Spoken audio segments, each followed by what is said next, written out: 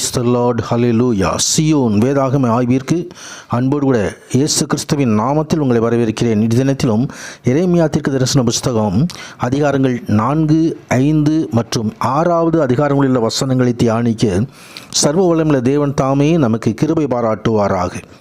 4வது அதிகாரத்திலே, இஸ்ரவேலே, நீ திரும்புகிறதற்கு மனதாயிருந்தால் என்னிடத்தில் திரும்பு என்று கர்த்தர் சொல்லுகிறார்.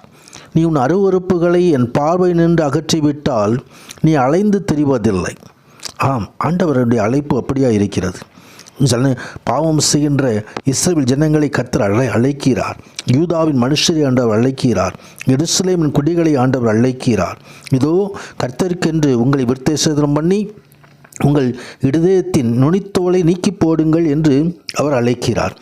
வரப்போகும் பயங்கரமான அழிவை தவிர்க்க வேண்டுமானால் தங்களை சத்தியத்திற்கும் நியாயத்திற்கும் நீதிக்கும் ஒப்பு கொடுத்து தங்களது நடத்தையை யூதாவின் ஜனங்கள் முழுவதுமாக புதுப்பிக்க வேண்டும்.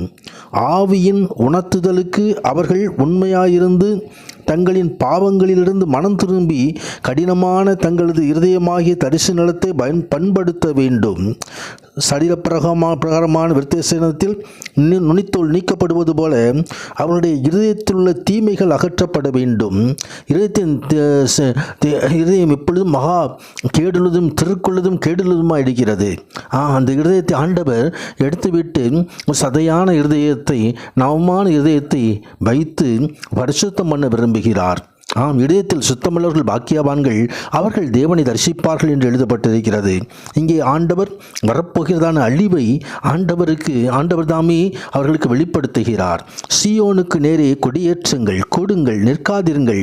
நான் வடக்கே இருந்து பொல்லாப்பையும் மகா சங்காரத்தையும் வரப்பண்ணுவேன் என்று சொல்லி இதோ பாபிலோனியர் படையெடுத்து வரப்போகிறதை முன்னமே ஆண்டவர் அறிவிக்கிறார். எருசலேமே, நீ ரட்சிக்கும்படிக்கு உன் இருதயத்தை பொல்லாப்பற கழுவு, எந்த மட்டும் அக்கிரம நினைவுகள் உன் உள்ளத்தில் தங்கும் என்று சொல்லி ஆண்டவர் அழைக்கிறார். இதோ கடைசி நாட்கள் நெருங்கி வருகிறது. இந்த நாட்களிலும் இந்த அழைப்பு நமக்கும் பொருந்துகிறதா இருக்கிறது. ஜனங்கள் இதோ பொல்லாத அழிவில் நின்று காக்கப்படும்படி தேவனாய் கர்த்தர் ஒரு சுத்திகரிப்பை பண்ண வேண்டும் என்று சொல்லி அவர் விரும்புகிறார். என் ஜனங்களோ மதியற்றவர்கள், என்னை அவர்கள் அறியாதிருக்கிறார்கள். அவர்கள் பைத்தியமுள்ள பிள்ளைகள், அவர்களுக்கு உணர்வே இல்லை. பொல்லாப்பு செய்ய அவர்கள் அறிவாளிகள், நன்மை செய்யவோ அவர்கள் அறிவில்லாதவர்கள். பூமியை பார்த்தேன், அது ஒழுங்கின்மையும் வெறுமையுமாயிருந்தது. வானங்களை பார்த்தேன், அவைகளுக்கு ஒளியில்லாதிருந்தது. பர்வதங்களை பார்த்தேன், அவைகள் அதிர்ந்தன, எல்லா குன்றுகளும் அசைந்தன. கர்த்தர் தெரிவிக்கிறதான இந்த காரியம் கடைசி நாட்களிலும் நடக்கிறதா இருக்கிறது. ஜனம் திரும்புதலை ஆண்டவர் எதிர்பார்க்கிறார். 5வது அதிகாரத்திலே, ஒருவர் கூட நேர்மையானவர் இல்லை என்று சொல்லி ஆண்டவருடைய உள்ளம் அங்கலாய்க்கிறதை குறித்து பார்க்கிறோம். நியாயம் செய்கிற மனுஷனை கண்டுபிடிப்பீர்களோ என்றும், சத்தியத்தை தேடுகிறவன் உண்டோ என்றும், எருசலேமின் தெருக்களிலே திரிந்து பார்த்து விசாரித்து அதன் வீதிகளிலே தேடுங்கள், காண்பீர்களானால் அதற்கு மன்னிப்பு தருவேன் என்று சொல்லி ஆண்டவருடைய அழைப்பின் சத்தத்தை நாம் பார்க்கிறோம். யூதாவின் பாவம் எந்த அளவுக்கு இருந்தது என்று அங்கு தேவனுடைய சத்தியத்தையும் நீதியையும் நேசித்த வெகு சிலரை கொண்டே அறியலாம். தேசம் குற்றமுள்ளதாய் காணப்பட்டது. எனவே தமது உண்மையற்ற ஜனங்கள் நியாய தீர்ப்பை அவர்கள் நியாயத்தீர்ப்பு வருவதை உணர வேண்டும் என்று சொல்லி ஆண்டவர் விரும்புகிறார். கர்த்தருடைய நாமத்திற்கு மகிமை உண்டாவதாக.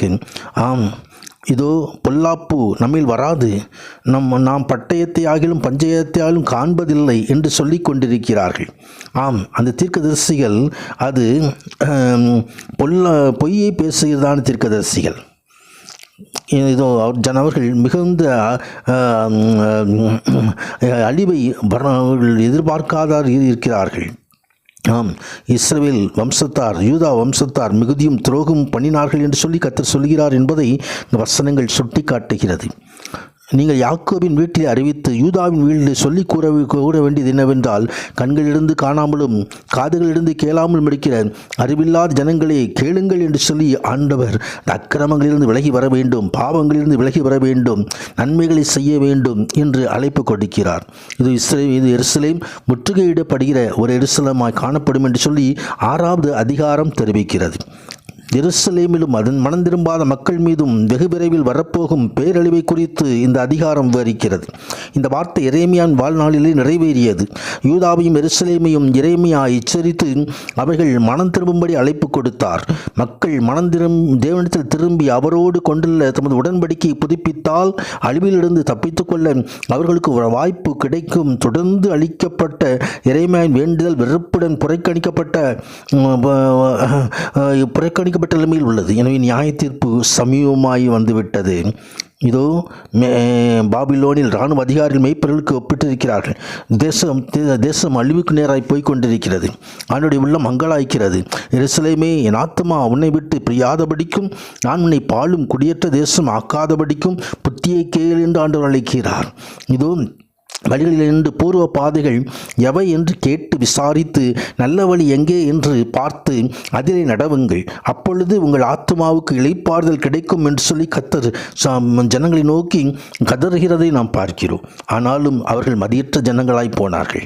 அவர்கள் ஆண்டுடைய வார்த்தையை புறக்கணித்து போட்டார்கள். அவர்கள் தள்ளுபடியான வெள்ளி எனப்படுவார்கள் என்று கர்த்தரும் அவர்களை தள்ளிவிட்டார் என்று சொல்லி இந்த அதிகாரம் விடுகிறது. இதோ எச்சரிப்பு கொடுக்கப்படுகிறது. கடைசி நாட்களின் அடையாளங்கள் இன்றைக்கும் நமக்கு அது நிறைவேறி கொண்டிருக்கிறது.